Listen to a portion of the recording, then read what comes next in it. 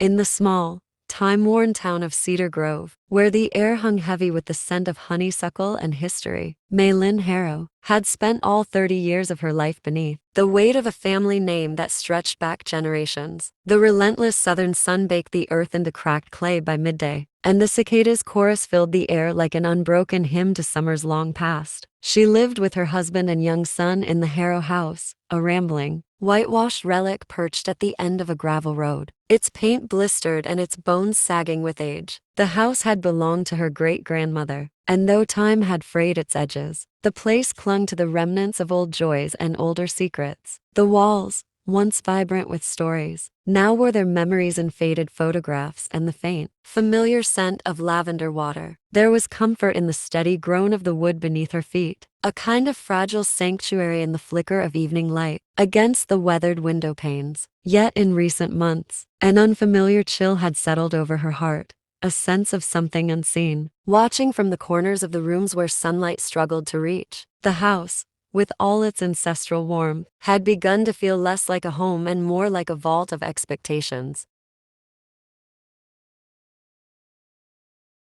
But it wasn't just the weight of family history pressing down on Maylin. Long before the creaking floors and sun-bleached curtains, her world had been shaped by the harsh, unyielding hand of her mother. Evelyn Harrow was a woman known in town for her sharp tongue and colder heart, a storm of bitterness who ruled the house with fists and silence. Maylin's childhood was marked by bruises in places no one could see, and the constant sting of words, meant to break rather than build. The same walls that now seemed to whisper to her had once echoed with her mother's rage. Every corner of the house held ghosts of her mother's cruel laughter, the crack of a belt against tender skin, and the suffocating weight of never being enough. Even now, years after Evelyn's death, Maylin could still feel her presence in the chill of an empty room or the sudden hush of evening. As a mother herself, Maylin swore she would be different. She clung to tenderness like a shield, offering her son the warmth she had been denied. But no matter how tightly she held him, there were days when the shadows of her past slipped through the cracks, whispering doubts and old wounds that refused to heal. She often stood by the kitchen window at dusk, watching the fireflies rise from the grass, her reflection in the glass,